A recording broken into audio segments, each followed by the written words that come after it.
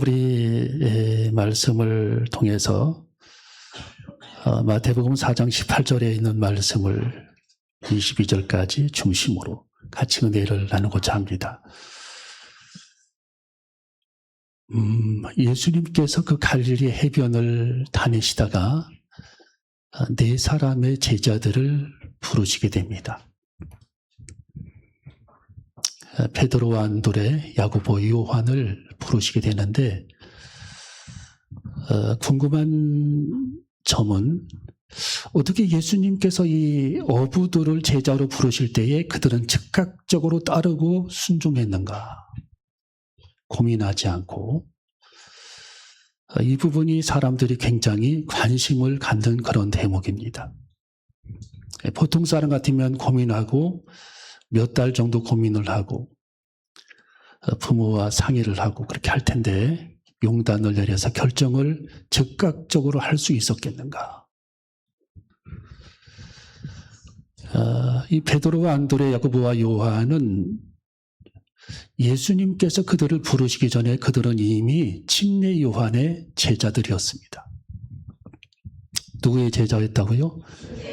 침례 요한의 제자들이었습니다. 그래서 그들은 많은 날 동안 고민을 했고 그들의 생각을 정리를 했어요. 과연 우리가 어떻게 인생을 살아갈 것인가? 그리고 무엇을 바라며 인생을 살아갈 것인가? 그런 많은 고민을 했던 그런 찰나에 예수님께서 그들을 부르시니까 그들은 배와 부친을 버려두고 그물을 버려두고 예수 그리스도를 쫓았다라고 말씀이 기록이 되어 있습니다.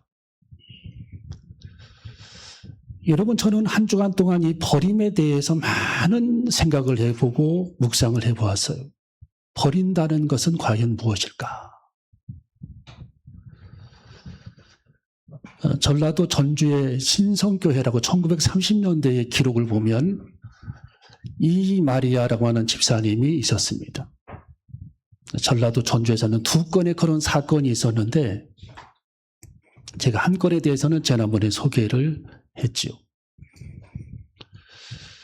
이 신성교회라고 하는 자기 교회 건물을 건축을 해야 되는데 건축할 돈이 없으니까 이 마리아라고 하는 집사님이 전주 예수병원에 찾아갑니다.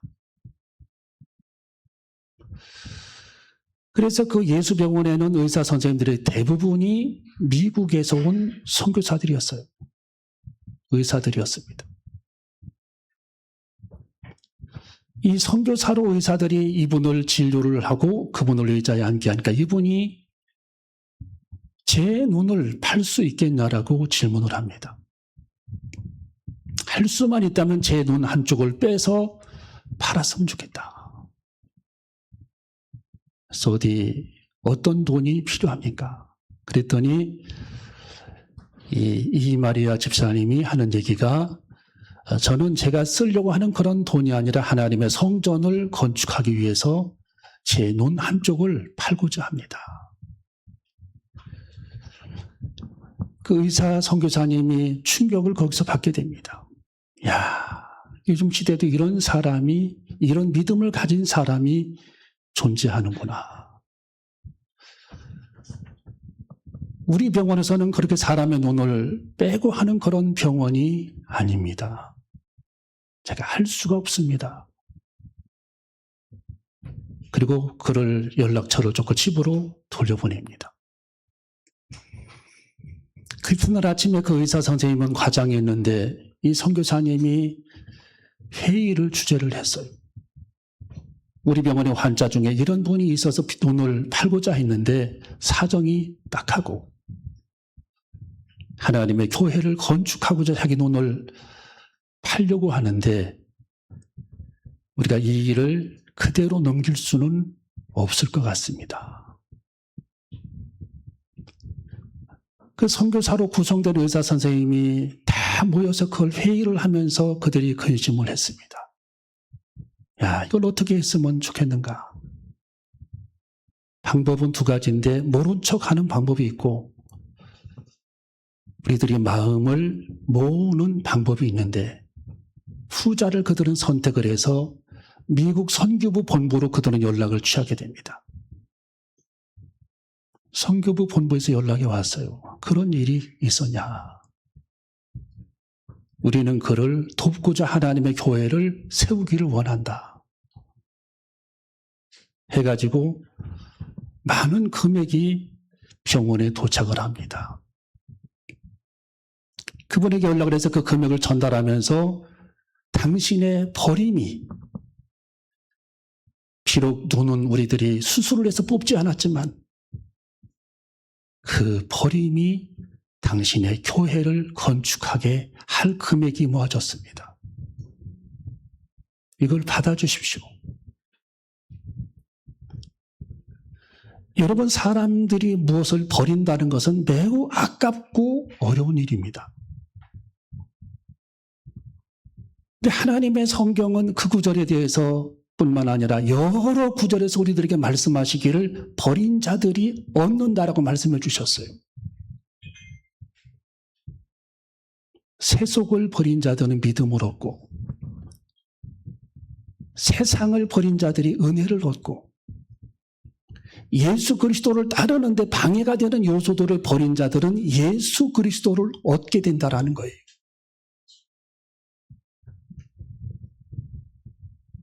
여러분, 태국 사람들이 원숭이를 잡기 위해서는 숲속에다가 나무틈 사이에 구멍을 뚫어놓고 원숭이 손이 들어갈 만한 구멍을 내놓고 그 밖에다가는 바나나를 갖다 놓습니다.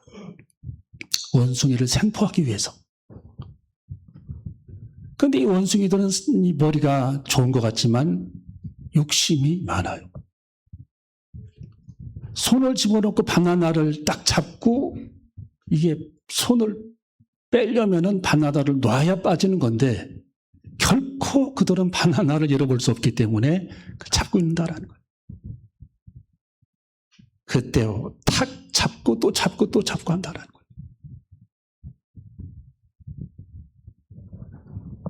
여러분, 원숭이뿐만 아니라 사람도 마찬가지입니다.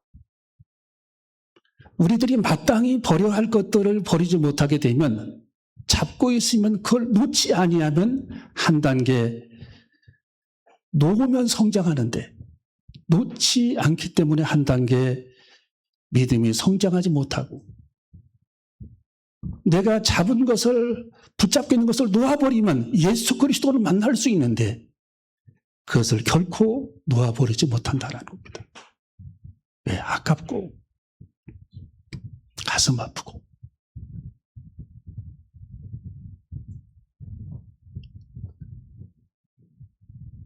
여러분, 멕시코를 정벌 한 코스테프라고 하는 정복자가 있었습니다. 이 멕시코는 대단히 넓은 나라입니다. 거기도. 스페인이 그 나라를 정복을 했는데 그 나라를 어떻게 해서 정복을 했느냐. 군사들을, 그 장군은 수만 명을 데리고 와서 배들을 해안에다 정박을 시켜놓고 그 땅을 정복을 하는데 군사들에게 지시를 내립니다. 너희들이 타고 온 배를 다 불살라버려라. 수백 척의 그 아름다운 그 배들을 그들은 장군의 명령을 따라 그들은 기름을 뿌리고 불을 질러버립니다.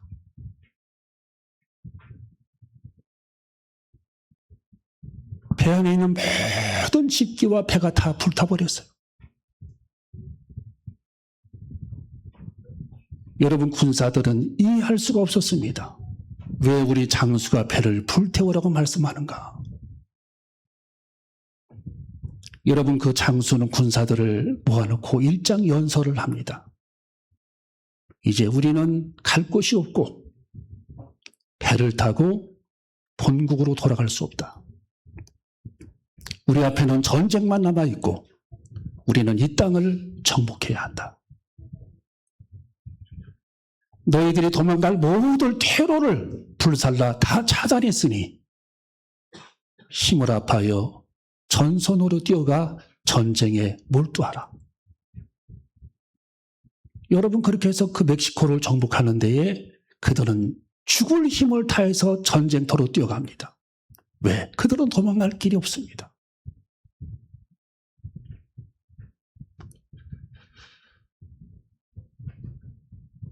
여러분, 우리 인생도 그와 같은 겁니다.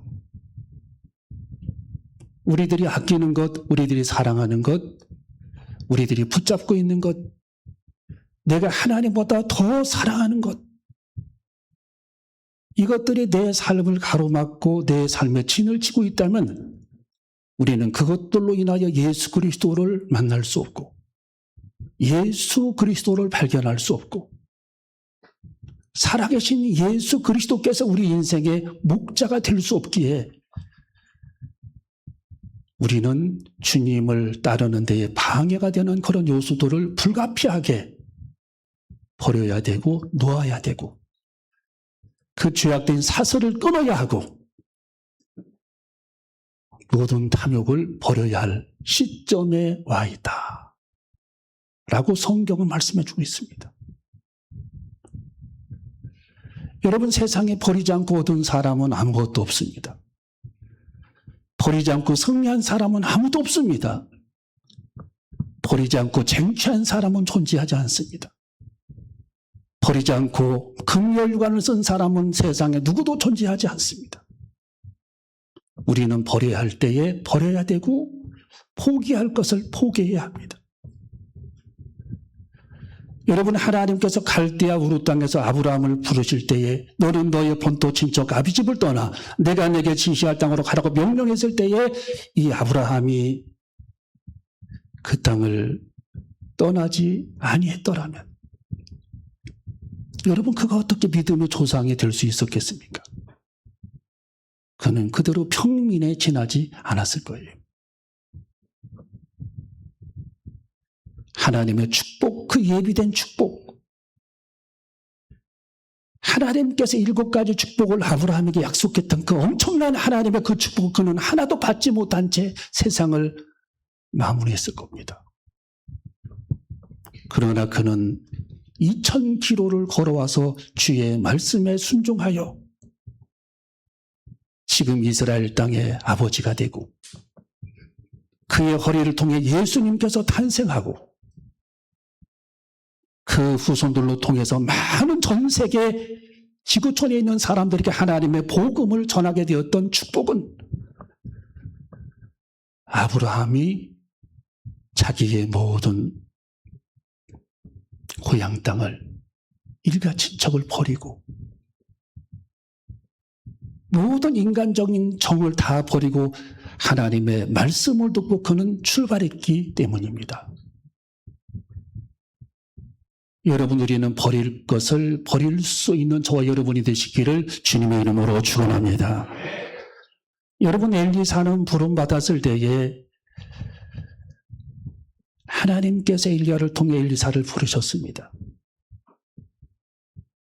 여러분, 엘리사는 자기 마음이 흔들릴까 봐서 자기의 전 재산이 소가 2마리였는데 그 2마리의 소를 잡았어요. 동네 사람들을 전부 초청해서 그걸 잔치를 했습니다. 자기 전 재산이 소 2마리였습니다. 그는 밭을 갈아서 품삯을 받는 사람이었어요. 그리고 그는 쟁기까지 불살라버립니다. 왜? 그의 마음의 각오는 대단했습니다. 나는 이제부터 하나님의 종으로, 하나님의 사자로, 하나님의 선택받은 선지자로 내가 충성을 다하기 위해서는 이것을 불사르지 아니하면 내가 힘들고 어렵고 고통당할 때마다 내 마음이 흔들릴 것이기 때문에 이것을 불살라야 되겠다 하고 그는 불살라버립니다.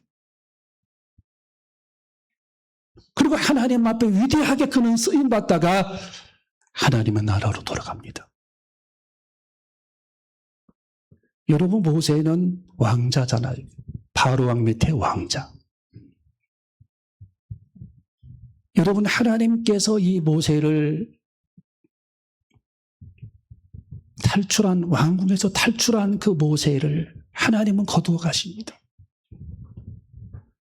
그리고 소명을 그에게 불어넣어 주십니다. 여러분, 모세는 바로 왕의 왕자로 왕궁에 돌아갈 기회가 여러 번 있었어요. 그렇지만 그는 왕궁에 돌아가지 않습니다. 그 화려한 왕궁. 여러분, 모세를 사람들이 우습게 생각하는데 바로 왕은 기록에 보면 자기 왕자들을 훈련을 시켰어요. 지금으로 말하면 최고의 교육을 시킨 겁니다. 지리, 천문, 역사, 인문학, 이런 교육을 철저하게 시켰던 사람이 바로 왕입니다.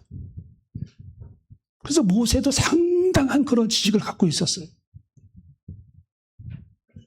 그런데도 여러분, 모세는 왕궁에 돌아가지 않았어요. 모든 걸 사과하고 바로 왕 밑으로 다시 왕자의 모습으로 그는 돌아가지 않았어요. 그는 왕궁을 벗어났어요. 여러분, 하나님은 새로운 차원의 삶을 모세에게 펼쳐주시면서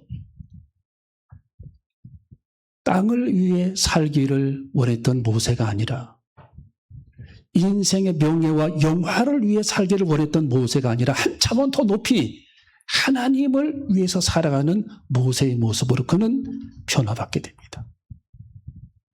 왜? 그는 왕궁을 버렸습니다.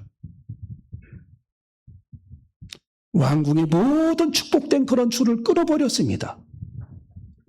그는 그래서 망한 것이 아니라 더 큰 축복, 하나님의 놀라운 위대한 축복, 영원한 하나님의 천성을 바라보는 축복, 백성들에게 모세의 율법을 전해주었던 하나님의 음성을 선포했던 그 하나님의 놀라운 말씀의 축복, 새로운 차원의 영적 축복을 받았던 사람이 모세였음을 우리는 분명히 기억해야 합니다.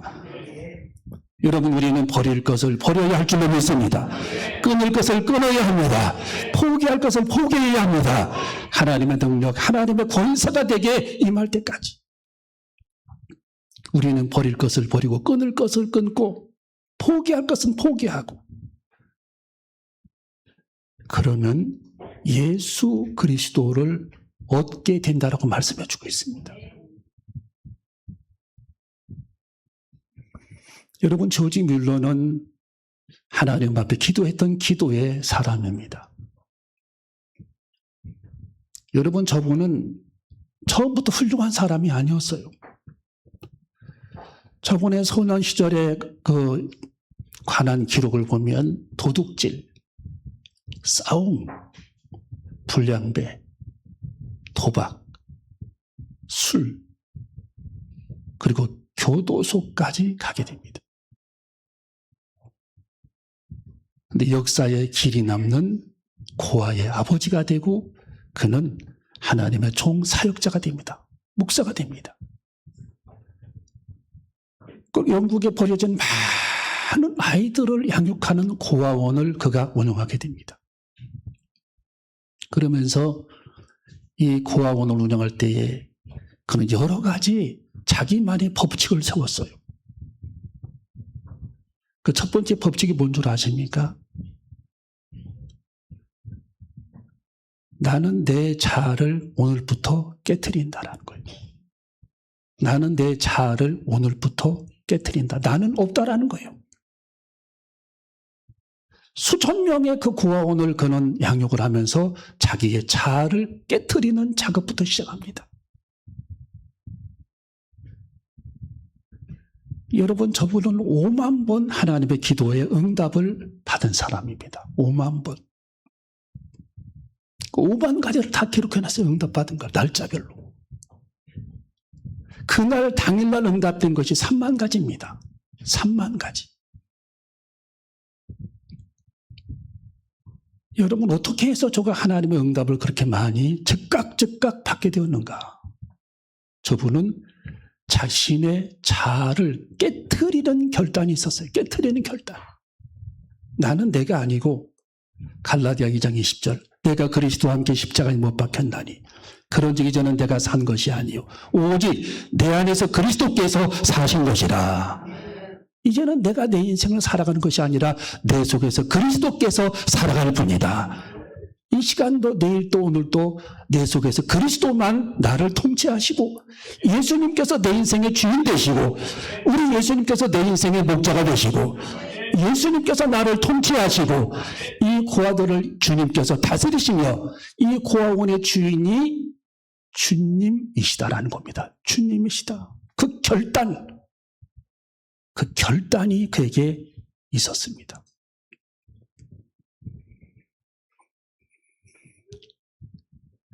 여러분, 우리는 우리들의 자아가 살아있으면 우리들의 자아가 내 인생을 지배하고 통치합니다. 그러면 우리 주님은 우리들에게 아무것도 해줄 것이 없는 거예요. 그래, 네 고집세니까 네 마음대로 해봐. 너는 자아가 강하니 네 고집대로 해봐. 너는 네 생각이 강하니까 네 주장대로 해봐. 네 생각이 항상 옳으니 너의 지혜로 해봐라. 주님이 내버려 두시는 겁니다. 여러분, 시편 23편을 사람들이 좋아합니다. 그 축복은 자아를 깨트린 사람들의 고백입니다. 자아를 깨트린 사람들의 고백. 여러분, 갈라디아 2장 20절에 내가 그리스도와 함께 십자가에 못 박혔다. 그런즉 이제는 내가 산 것이 아니요 오직 내 안에서 그리스도께서 사신 것이라. 여러분 속에 예수님께서 지금 계신데 예수님께서 여러분의 주가 되고 여러분의 삶을 통치하시고 여러분의 인생을 세우시고 여러분의 삶을 펼쳐가실 때에 내 자아가 거기서 작용을 하면 우리 주님이 역사하지 않는다라는 뜻입니다. 내 자아가 활동하게 되면, 내 자아가 너무 강하면 주님께서 일할 것이 아무것도 없다라는 거예요.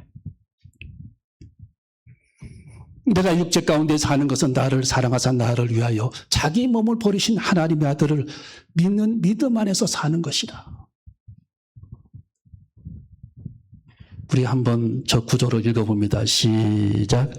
내가 그리스도와 함께 십자가에 못 박혔나니 그런즉 이제는 내가 산 것이 아니요 오직 내 안에 그리스도께서 사신 것이라. 이제 내가 육체 가운데 사는 것은 나를 사랑하사 나를 위하여 자기 몸을 버리신 하나님의 아들을 믿는 믿음 안에서 사는 것이라. 아멘. 여러분 안에 주님이 살아계십니다. 여러분 내면에 주님이 계십니다. 여러분의 내면에 주님이 계십니다. 여러분 내면 속에 계신 주님이 여러분의 인생의 목자 되기를 원하십니다. 여러분의 내면에 계신 주님이 여러분의 인생을 이끌어 가시기를 원하십니다. 여러분 내면에 계신 주님이 여러분의 삶을 인도하시기를 원하십니다. 내 자아를 죽이는 순간 그 일이 시작이 된다라는 거예요. 그 일이 시작이 된다. 그래서 이 뮬러라고 하는 이 목사님은 그때부터 하나님께서 그의 삶을 인도해 주셨어요. 자기 자아를 찢는 순간, 깨트리는 순간 그는 5만 번이나 기도 응답을 받는 사람으로 거듭나게 됩니다. 여러분 주님께 여러분이 기도하는 소리, 고백하는 모든 간구가 그냥 이루어질 것이 아닙니다. 한 알의 밀알이 떨어져 싹이 날 때에는 한 알의 밀알 껍데기가 썩어져야만이 싹이 나기 시작하는 겁니다. 이 한 알의 밀알이 그대로 있으면 한 알 그대로 있고 썩어지면 싹이 나기 시작하는 거고, 콩도 마찬가지. 콩을 심었는데 이 콩알이 썩어져야만이 싹이 나기 시작합니다. 여러분 사도 바울의 인생은 저 말씀이 인생의 좌우명이었어요. 내가 그리스도와 함께 십자가에 못 박혔나니 나의 자아가, 내 모습이, 내 강팍한 그런 자아상이 예수 그리스도께서 십자가에 매달릴 때 나도 같이 거기에 못 박혀 나는 온전히 사라졌고 온데간데 없다. 이제 내 속에 계신 분은 오직 예수 그리스도뿐이라는 겁니다. 주님뿐이다. 주님뿐이다. 주님만 역사하신다. 주님만 살아계신다. 주님만 통치하신다. 내 속에서 주님만 다스리시는 하나님의 위대한 그런 역사가 나타나게 될 줄로 믿습니다. 여러분, 빌립보서 3장 7절 8절에 보면은 무엇이든지 내게 유익하던 것을 내가 그리스도를 위하여 다 해로 여길 뿐더러 또한 모든 것을 해로 여김은 내 주 그리스도 예수를 아는 지식이 가장 고상함을 인함이라. 내가 그를 위하여 모든 것을 잃어버리고 배설물로 여김은 그리스도를 얻기 위함이다. 얻기 위함이다. 할렐루야. 주님을 발견하고 얻기 위해서. 여러분, 사도 바울은 자기가 가지고 있던 모든 것을 예수 그리스도를 소유하기 위해서 장애물이 되고 방해가 되는 모든 것들을 그는 초계처럼 버려버렸다는 거예요. 왜? 주님께서 자기 인생의 왕이 되시고 목자가 되시고 구원자가 되시기 때문에.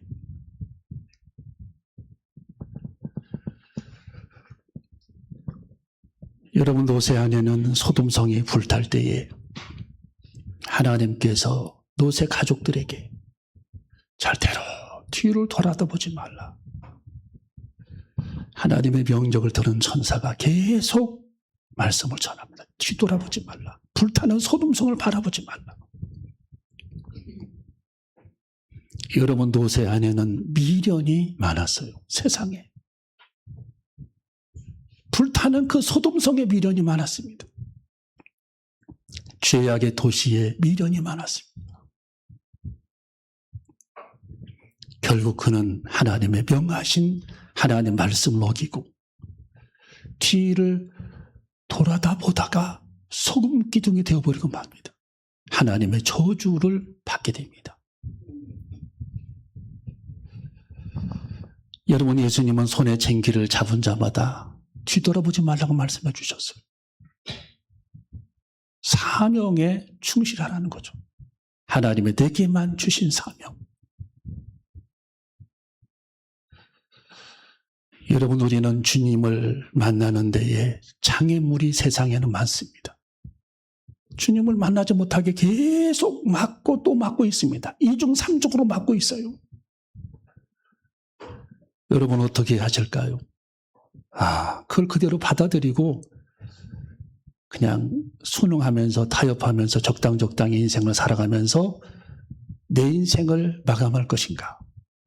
아니면 그 장애물들을 뛰어넘고 또한 그 장애물들을 때로는 깨트리고 내가 그토록 사랑하는 그 장애물을 포기하고 놓아버리며 그 줄을 잘라버리고 예수 그리스도를 만날 것인가? 그리고 영생을 차지할 것인가? 아니면 지옥불에 떨어질 것인가? 우리 주님이 우리들에게 항상 선택하라고 말씀을 주십니다. 여러분, 우리가 주님을 만나기 위해 영원한 생명을 얻기 위해 버릴 것을 버리고 포기할 것을 포기하고 내가 예수 그리스도를 만나는 데에 구원받는 데에 장애가 된다면 이것들이 아무리 비싼 것이라 할지라도 내 좋은 습관이라 할지라도 그것을 포기하고 버릴 수 있는 그런 용단이 일어나는 시간이 되시기를 주님의 이름으로 축원합니다. 그래서 여호와 하나님이 여러분의 인생의 목자가 되시고 그분이 왕이 되시며 마음껏 그분이 여러분들을 축복하시고 다 구원받게 하시며 우리의 생명이 하나님의 나라의 영원한 천국의 시민권자가 되어서 영생을 차지할 수 있는 우리 모두가 되시기를 주님의 이름으로 축원합니다. 기도하시겠습니다.